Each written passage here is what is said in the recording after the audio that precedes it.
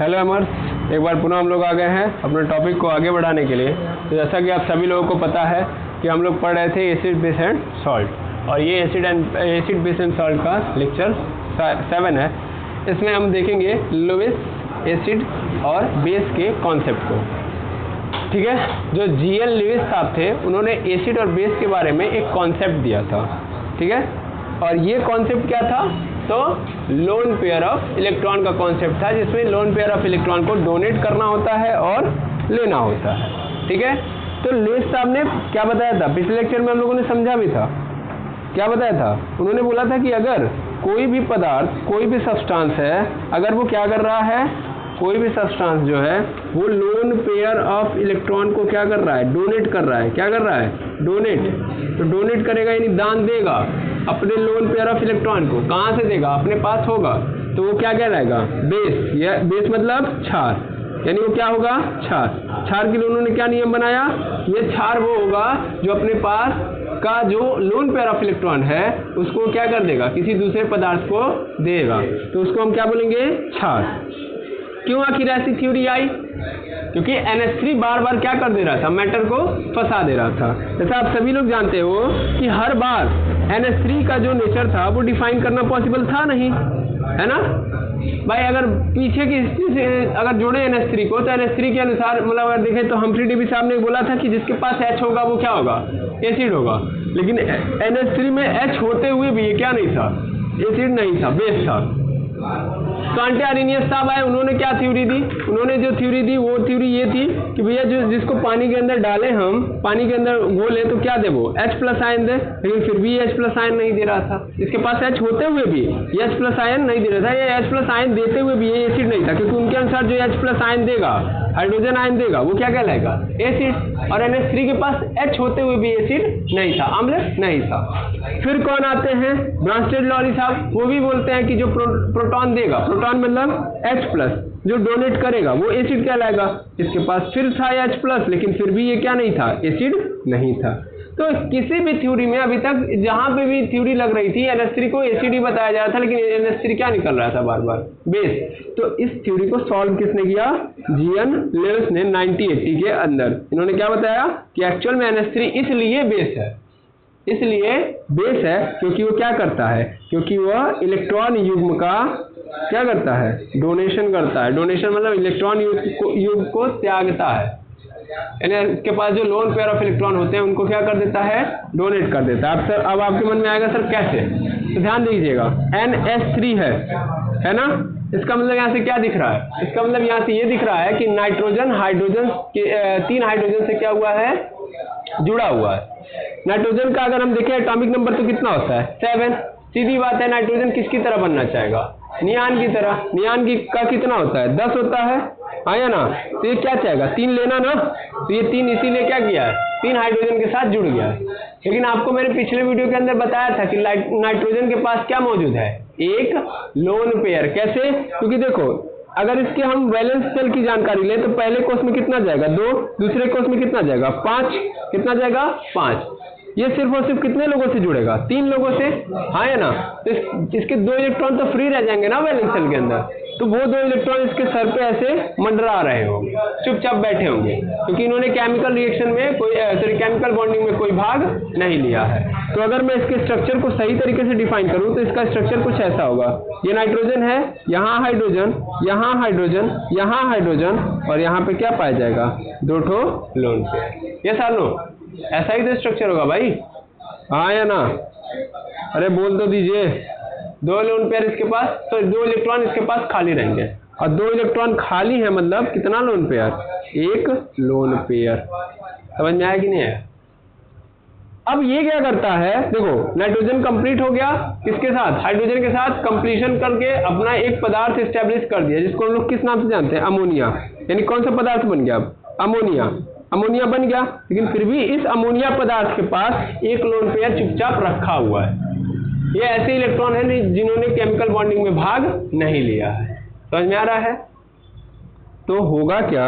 होगा ये कि अगली बार ये क्या करेंगे? अगली बार ये किसी को भी अपने पास से दे देंगे। जैसे ये BF3 है, क्या है? BF3 है। तो नाइट्रोजन ने क्या किया, देखो यहाँ पे आई थिंक दिख रहा होगा अभी, यहाँ पे देखेंगे दो नाइट्रोजन है, दो इलेक्ट्रॉन है, इन दोनों इलेक्ट्रॉन को इस अमोनिया ने क्या कर दिया, किसको दे दिया, BF3 बोरॉन फ्लोराइड को दे दिया। क्या दे दिया, 2 इलेक्ट्रॉन दे दिया। तो 2 इलेक्ट्रॉन दे दिया तो उस कंडीशन में ये अमोनिया क्या कहलाएगा, एसिड कहलाएगा कि बेस, सर बेस होगा। क्या होगा, बेस। जो इलेक्ट्रॉन को देगा वो क्या कहलाएगा, बेस, और जो electron sir lone pair of electron लेगा, जिसने लिया है इस पदार्थ ने, ये क्या कहलाएगा, एसिड। अब आया समझ में, क्लियर है गेम। अमोनिया क्यों आखिर बेस बना, तो लिविस साहब ने इसको एक्सप्लेन कर दिया, आया ना। लिविस साहब ने क्या बोला, अमोनिया इसलिए बेस है क्योंकि वो लोन पेयर ऑफ इलेक्ट्रॉन को क्या करता है, डोनेट करता है, जैसा नो। और जो लेता है उसको हम लोग क्या बोलते हैं, उसको हम लोग क्या बोलेंगे, एसिड। तो BF3 यानी बोरॉन फ्लोराइड क्या हो गया, एसिड हो गया। अब देखो इसमें हाइड्रोजन नहीं है, फिर भी ये क्या है, एसिड है। देखो पहली बार ऐसा कोई साइंटिस्ट आया जिसने हाइड्रोजन और ऑक्सीजन से अलग हटके कोई क्या दिया, थ्योरी दिया। आई बात समझ में। अभी तक जितने भी साइंटिस्ट आ रहे थे वो सब हाइड्रोजन और ऑक्सीजन पे लटके हुए थे, लेकिन पहले साइंटिस्ट जिन्होंने ऑक्सीजन और हाइड्रोजन से हट के बात की, है ना। इससे क्या हुआ कि बहुत अलग अलग प्रकार के या बहुत ऐसे कंपाउंड जिनके पास हाइड्रोजन और ऑक्सीजन नहीं होता था, और उनके भी नेचर को क्या किया जा सका, डिफाइन किया जा सका। ठीक, तो ये इस तरीके की कहानी हो गई। अब थोड़ी सी और अगर हम डीप में बात करें तो ध्यान दीजिएगा, कभी भी एक पदार्थ अगर किसका डोनेशन करता है, मतलब किसका त्याग करता है, एक लोन पेयर का त्याग करता है। क्या करता है, त्याग। यानी दो पदार्थ है, एक पदार्थ ने क्या किया, अपने पास से 2 इलेक्ट्रॉन डायरेक्टली किसी को दे दिया। क्या कर दिया, उठा के दे दिया। मान लीजिए बी वाले को दे दिया, तो जानते हैं इनके बीच में क्या हो जाएगी, इनके बीच में भी क्या हो जाएगी, एक बॉन्डिंग एस्टेब्लिश हो जाएगी। यानी इन दोनों पदार्थों के ए और बी के बीच में भी क्या बन जाएगा, एक बंध बन जाएगा। इस बंध को हम किस नाम से जानते हैं, इस बंध को हम नाम देते हैं उपसहसंयोजक बंध। उपसहसंयोजक बंध, याद रखेंगे। इंग्लिश में इसको बोलते हैं कोऑर्डिनेट बॉन्डिंग, कोऑर्डिनेट बॉन्ड। समझ पा रहे हैं। उपसहसंयोजक बंध किसको कहेंगे, जब एक पदार्थ अपने पास से लोन पेयर ऑफ इलेक्ट्रॉन को उठा के डायरेक्टली किसी को दे दे, लोन पेयर ऑफ इलेक्ट्रॉन को उठा के किसी को दे दे, तो उस कंडीशन में कौन सा बंध बनता है, उपसहसंयोजक बंध। ठीक है, 3 तरीके के बंध हम मेनली पढ़ते हैं, एक बार उसको भी रिवाइज कर देता हूं, तब मैं आगे बढ़ता हूं। पहला बंध हम पढ़ते हैं आयनिक बंध, हाँ या ना, आयनिक बॉन्ड इसको इंग्लिश में बोलते हैं। तो आयनिक बॉन्ड में क्या होता है कि भैया पदार्थ ए है और दूसरा पदार्थ बी है। पदार्थ नहीं, यहाँ पे मेनली एलिमेंट होता है। क्या होता है, एलिमेंट। तो ये जो एलिमेंट ए है, ये एलिमेंट ए क्या करेगा, अपने पास से एक इलेक्ट्रॉन को इसको उठा के दे देगा, एक इलेक्ट्रॉन का, 2 इलेक्ट्रॉन का, लेकिन ध्यान देना एक इलेक्ट्रॉन का ट्रांसफर होगा। क्या होगा, यहाँ पे ट्रांसफर होगा, उसके बदले में कुछ नहीं मांगेगा बी से। यहाँ भी सेम हो रहा है, उपसहसंयोजक बंध में भी सेम हो रहा है, लेकिन उपसहसंयोजक बंध की कंडीशंस क्या है कि उसमें 2 इलेक्ट्रॉन का एक साथ ट्रांसफर होगा। इसमें क्या होगा कि इस एलिमेंट को एस्टेब्लिश होने के लिए जितने इलेक्ट्रॉन त्यागना है उतने इलेक्ट्रॉन त्याग कर सकता है। अगर ये 1 इलेक्ट्रॉन त्याग करेगा तो 1 प्लस चार्ज, और ये 1 लेगा तो 1 माइनस चार्ज, यानी 1 इलेक्ट्रॉन अगर त्यागा गया है। अगर ये ए पदार्थ है, इसके ऊपर इसने कितने पदार्थों को त्यागा है, 2 इलेक्ट्रॉनों को त्यागा है, तो इसका मतलब इसके ऊपर कितने प्लस चार्ज, 2 प्लस चार्ज, और बी पे कितने हो जाएंगे, 2 माइनस चार्ज। समझ पा रहे हैं। तो आयनिक बंध कब बनता है, जब इलेक्ट्रॉन का ट्रांसफर होता है। यहाँ पे 1 2 3 का कोई नंबर फिक्स नहीं है, ठीक है ना। इलेक्ट्रॉन के ट्रांसफर से क्या बनता है, आयनिक। समझ पा रहे हैं, हाँ या ना, बिल्कुल। और दूसरा जो बंध होता है उसको क्या बोलते हैं हम लोग, सहसंयोजक बंध।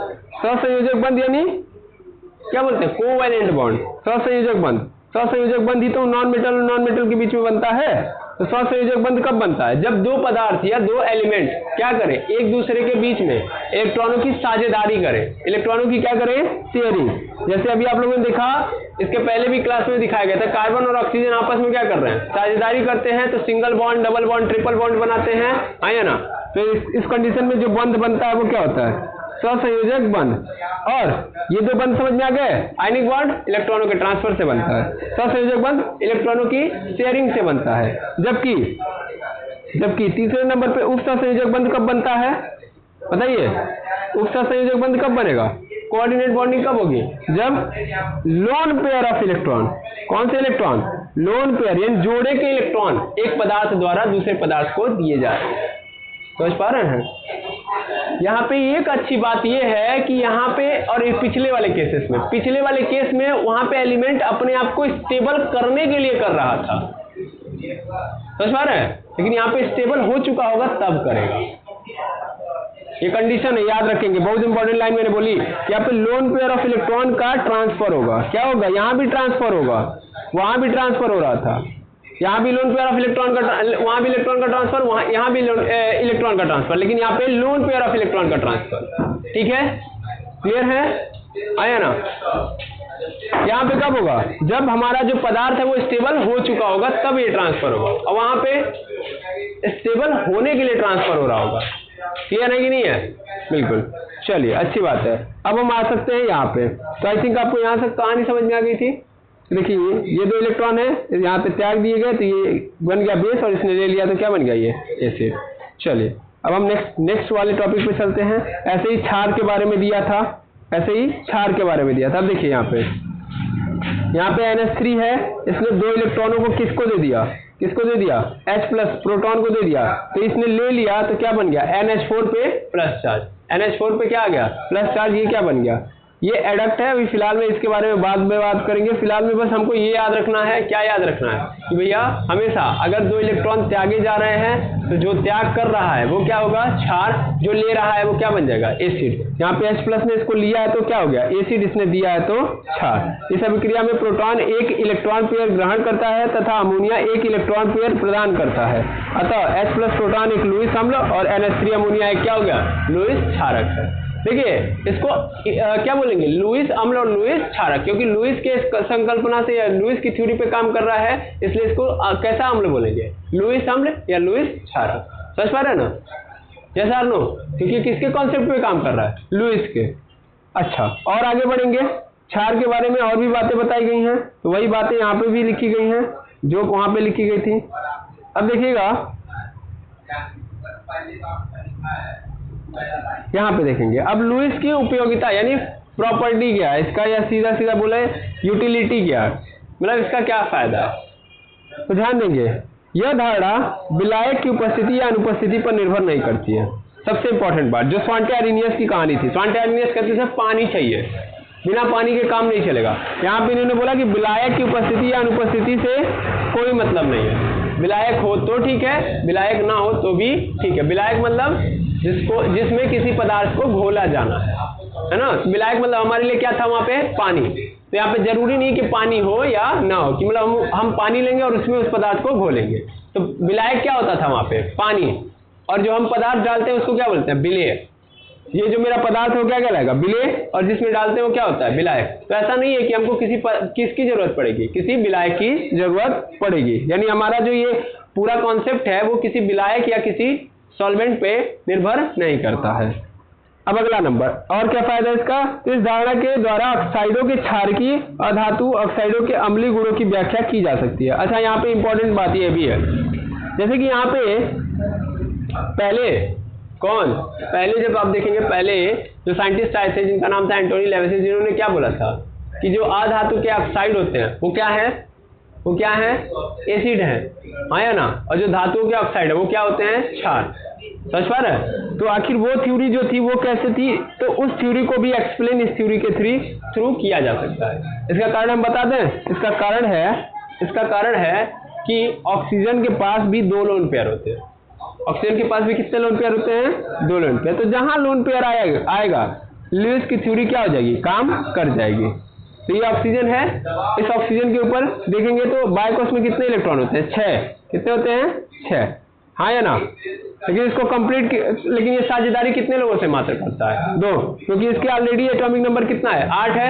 इसको 2 ही तो और चाहिए, तो बस 2 से शेयरिंग करता है, तो बाकी ये 2 क्या है, ये लोन पेयर है, ये भी क्या है, लोन पेयर, तो 2 लोन पेयर बच जाते हैं ऑक्सीजन के पास। इसीलिए वहां पे भी जहां भी ऑक्सीजन जाएगा तो अपने साथ 2 लोन पेयर लेके जाएगा, और किसी के साथ बॉन्ड नहीं करेगा तो वहां भी क्या कर सकता है, एक दूसरे के अंदर क्या कर सकता है भाई, ट्रांसफर कर सकता है और अपने आप को एसिड या बेस बना सकता है। क्लियर है, यस और नो? तो अधातुओं के ऑक्साइड आखिर क्यों एसिड है, क्यों क्षार हैं, ये आपको बता दिया, सॉरी एसिड क्यों है ये बता दिया गया था इस थ्योरी के कारण। इस धारणा से ऐसी, यहाँ पे देखेंगे, इस धारणा से ऐसी अम्ल क्षारक अभिक्रियाओं की व्याख्या किया जा सकता है जिसमें प्रोटॉन भाग नहीं लेता। तो वही तो बता रहा था मैं, ये ऐसा थ्योरी है जिसमें अगर हाइड्रोजन ना भी हो तो भी काम चल जाएगा। अभी तक दो देखे हैं, तो दोनों में क्या था, हाइड्रोजन का कोई रोल था नहीं था, इसमें मेन रोल कौन निभा रहा है, लोन पेयर ऑफ इलेक्ट्रॉन। समझ पा रहे हैं ना? तो हाइड्रोजन हो या ना हो, यानी प्रोटॉन हो या ना हो, कोई फर्क नहीं पड़ता है। क्लियर है? ये 2 बातें बहुत इंपॉर्टेंट है। पहला, विलायक की जरूरत नहीं है, और H प्लस यानी प्रोटॉन की भी जरूरत नहीं। प्रोटॉन रहेगा तो ठीक, नहीं रहेगा तो भी हम बता सकते हैं कि वो एसिड है कि बेस है। ठीक है, अब हम नेक्स्ट स्लाइड पे चलते हैं। अब इसकी लिमिटेशन क्या है, लिमिटेशन देख लेते हैं, मतलब कहाँ कहाँ पे समस्याएं उत्पन्न हो सकती हैं। तो सबसे पहले लिखी है कि लुईस धारणा द्वारा विद्युत अपघटन, जल अपघटन, एस्टरीकरण जैसी अभिक्रियाओं की व्याख्या नहीं की जा सकती। अब ये विद्युत अपघटन क्या होता है, जल अपघटन क्या होता है, एस्टरीकरण जैसी, तो देखिए विद्युत अपघटन, अपघटन मतलब क्या होता है, टूटना। अपघटन मतलब क्या होता है, टूटना। अब विद्युत मतलब इलेक्ट्रिसिटी।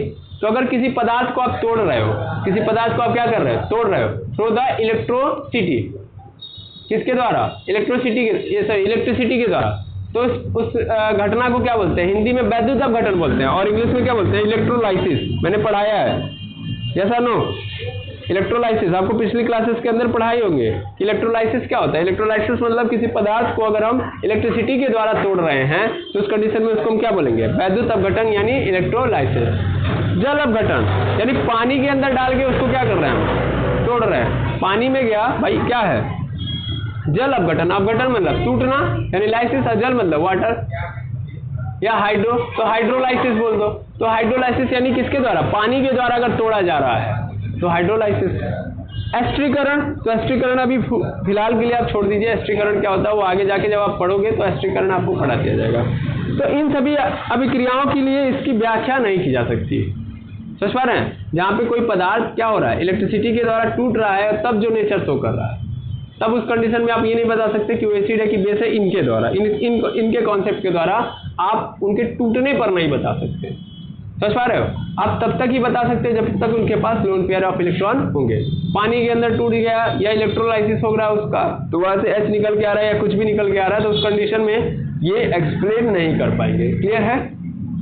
यानी इनकी थ्योरी वहां पे क्या हो जाएगी, फेल। इलेक्ट्रोलाइसिस और हाइड्रोलाइसिस की कंडीशन में इनकी थ्योरी फेल। और इसके आगे देखेंगे तो क्या लिखा है कि लुईस अम्ल एवं क्षारकों का आपेक्षिक सामर्थ्य का क्रम का निर्धारण नहीं किया जा सकता। ठीक है ना? कि भैया यहाँ पे प्रॉब्लम एक और है, जैसे आप देख रहे होंगे स्वांटे आर्यनियस साहब ने बताया था, तो वहाँ पे एक बात थी, जानते क्या थी, कि भैया जितने H प्लस निकलेंगे उस हिसाब से हम बता सकते हैं कि कितना एसिडिक है कितना बेसिक है। यस और नो? यहाँ पे ये नहीं बताया जा सकता कि कितना कोई एसिड है, मतलब मान लीजिए हमने बोला कि ये क्या है, एसिड है, मतलब 2 पदार्थ लिए यहाँ पे पकड़ना, मैंने बोला ए वाला भी क्या है, एसिड है, बी वाला भी क्या है, एसिड है। अब मुझसे ये पूछ दिया जाए कि ये बताओ इन दोनों में कौन तगड़ा एसिड है, तगड़ा मतलब किसके पास ज्यादा स्ट्रेंथ है, ए वाले के पास है कि बी वाले के पास, तो ये बताना इनके अनुसार पॉसिबल नहीं है। समझ पा रहे हैं ना? यस और नो? जबकि स्वांटे आर्यनियस के कंडीशन में क्या था कि भैया अगर H प्लस निकल रहा है मतलब मोनो एसिडिक है, सॉरी मोनो बेसिक है, 2 H प्लस निकाल रहा है तो डाई बेसिक है, 3 H प्लस निकाल रहा है तो ट्राई बेसिक है। तो वहां से क्या निकला, जितना ज्यादा आयन निकलेगा उतने ज्यादा वो क्या होते जाएगा, एसिडिक नेचर होते जाएगा उसका, उतना ही ज्यादा वो अम्लीय होगा। आया ना? समझ में आया ना? बिल्कुल, आई थिंक समझ में आ गया होगा। क्लियर है? तो ये आपकी लिमिटेशन थी। तो आई होप आपको लेविस का पूरा कहानी समझ में आ गया। यस और नो? लेविस का कॉन्सेप्ट समझ में आ गया? बिल्कुल, अच्छी बात है। तो लेविस का कॉन्सेप्ट यहाँ पे खत्म होता है।